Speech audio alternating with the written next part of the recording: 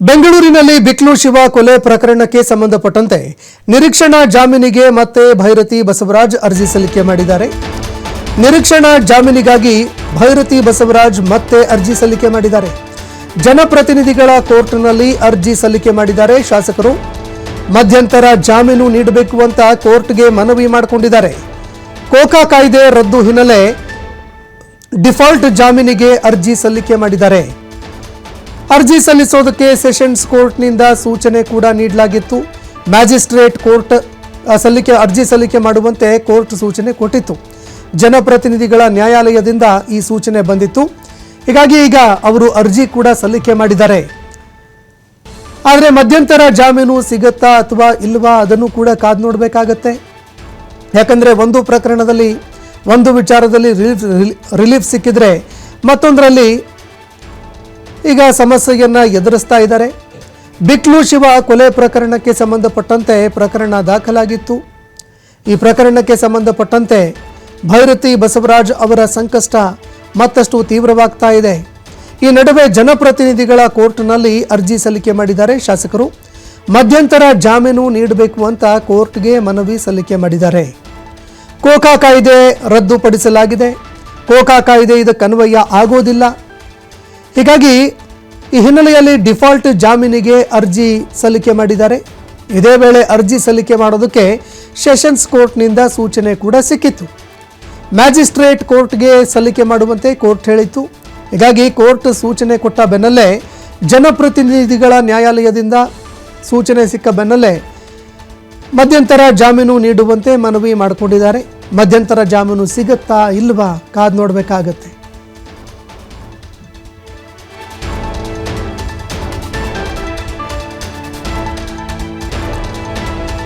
ಇನ್ನು ನಿನ್ನೆ ಹೈಕೋರ್ಟ್ನಲ್ಲಿ ನಿರೀಕ್ಷಣಾ ಜಾಮೀನು ಅರ್ಜಿ ವಜಾ ಆಗಿತ್ತು. ನಿನ್ನೆ ಅವರು ಅರ್ಜಿ ಸಲ್ಲಿಕೆ ಮಾಡಿದ್ದಂತಹ ಅರ್ಜಿ ವಿಚಾರಣೆಗೂ ಕೂಡ ಬಂದಿತ್ತು. ನಿರೀಕ್ಷಣಾ ಜಾಮೀನಿಗಾಗಿ ಅರ್ಜಿ ಸಲ್ಲಿಕೆ ಮಾಡಿದ್ರು. ಆದರೆ ಭೈರತಿ ಬಸವರಾಜ್ ಸಲ್ಲಿಕೆ ಮಾಡಿದ್ದಂತಹ ನಿರೀಕ್ಷಣಾ ಜಾಮೀನು ಅರ್ಜಿ ರದ್ದಾಗಿತ್ತು. ಹೀಗಾಗಿ ಒಂದೆಡೆ ಹೈಕೋರ್ಟ್ನಲ್ಲಿ ನಿರೀಕ್ಷಣಾ ಜಾಮೀನು ರದ್ದಾಗಿದೆ. ಹೀಗಾಗಿ ಈಗ ಅವರು ಜನಪ್ರತಿನಿಧಿಗಳ ಕೋರ್ಟ್ಗೆ ಮೊರೆ ಹೋಗಿದ್ದಾರೆ. ಜನಪ್ರತಿನಿಧಿಗಳ ಕೋರ್ಟ್ನಲ್ಲಿ ಅರ್ಜಿ ಕೂಡ ಸಲ್ಲಿಕೆ ಮಾಡಿದ್ದಾರೆ. ಹೀಗಾಗಿ ಜಾಮೀನು ಸಿಗತ್ತಾ ಇಲ್ವಾ ಅನ್ನುವಂಥದ್ದನ್ನ ಕಾದು ನೋಡಬೇಕಾಗತ್ತೆ.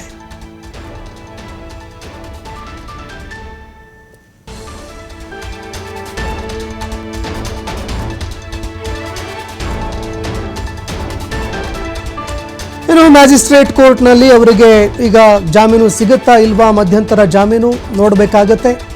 ನಿರೀಕ್ಷಣಾ ಜಾಮೀನಿಗಾಗಿ ಹೈಕೋರ್ಟ್ಗೂ ಮೊರೆ ಹೋಗಿದ್ರು. ಆದರೆ ನಿರೀಕ್ಷಣಾ ಜಾಮೀನು ಅರ್ಜಿ ವಜಾ ಆಗಿದೆ. ಈ ನಡುವೆ ಈಗ ಅವರು ಮ್ಯಾಜಿಸ್ಟ್ರೇಟ್ ಕೋರ್ಟ್ನ ಮೊರೆ ಹೋಗಿದ್ದಾರೆ.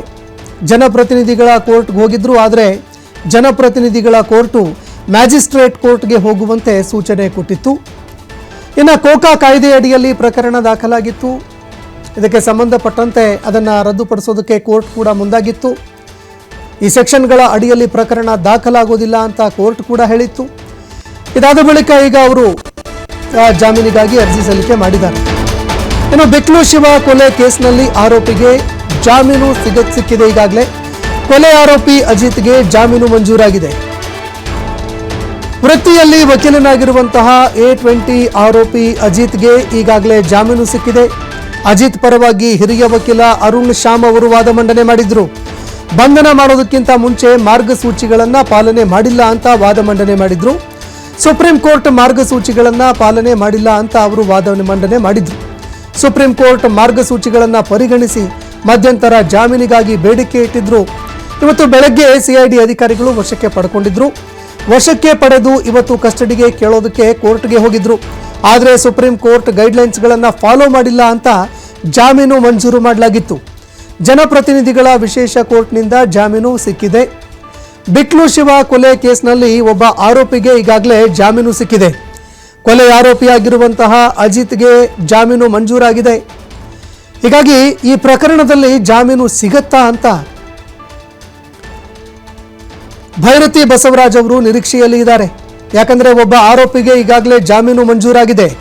ಹೀಗಾಗಿ ತಮಗೂ ಜಾಮೀನು ಮಂಜೂರು ಆಗುತ್ತಾ ಅನ್ನುವಂತಹ ಒಂದು ನಿರೀಕ್ಷೆಯಲ್ಲಿ ಭೈರತಿ ಬಸವರಾಜ್ ಇದ್ದಾರೆ. ಬಿಕ್ಲು ಶಿವ ಕೊಲೆ ಕೇಸ್ನಲ್ಲಿ ಒಬ್ಬ ಆರೋಪಿಗೆ ಈಗಾಗಲೇ ಜಾಮೀನು ಮಂಜೂರಾಗಿದೆ.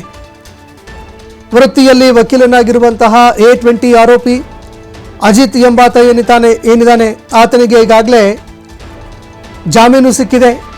ಅಜಿತ್ ಪರವಾಗಿ ಹಿರಿಯ ವಕೀಲ ಅರುಣ್ ಶ್ಯಾಮ್ ವಾದ ಮಂಡನೆ ಮಾಡಿದ್ರು.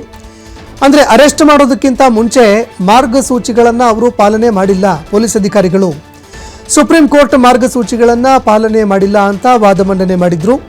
ಸುಪ್ರೀಂ ಕೋರ್ಟ್ನ ಮಾರ್ಗಸೂಚಿಗಳನ್ನು ಪರಿಗಣಿಸಿ ಮಧ್ಯಂತರ ಜಾಮೀನು ನೀಡಲಾಗಿದೆ. ಇವತ್ತು ಬೆಳಗ್ಗೆ ವಶಕ್ಕೆ ಪಡೆದುಕೊಂಡಿದ್ರು ಸಿಐಡಿ ಅಧಿಕಾರಿಗಳು. ಇವತ್ತು ಬೆಳಗ್ಗೆ ಅವರನ್ನ ವಶಕ್ಕೆ ಪಡ್ಕೊಂಡಿದ್ರು. ಅಜಿತ್ ಅವರನ್ನ ಬೆಳಗ್ಗೆ ವಶಕ್ಕೆ ಪಡ್ಕೊಂಡಿದ್ದಾರೆ. ಕಸ್ಟಡಿಗೆ ಕೇಳೋದಕ್ಕೆ ಕೋರ್ಟ್ಗೂ ಕೂಡ ಹೋಗಿದ್ರು. ಆದರೆ ಸುಪ್ರೀಂ ಕೋರ್ಟ್ ಗೈಡ್ಲೈನ್ಸ್ಗಳನ್ನು ಫಾಲೋ ಮಾಡಿಲ್ಲ ಅಂತ ಕೋರ್ಟ್ ಜಾಮೀನು ಮಂಜೂರು ಮಾಡಿದೆ. ಜನಪ್ರತಿನಿಧಿಗಳ ವಿಷಯ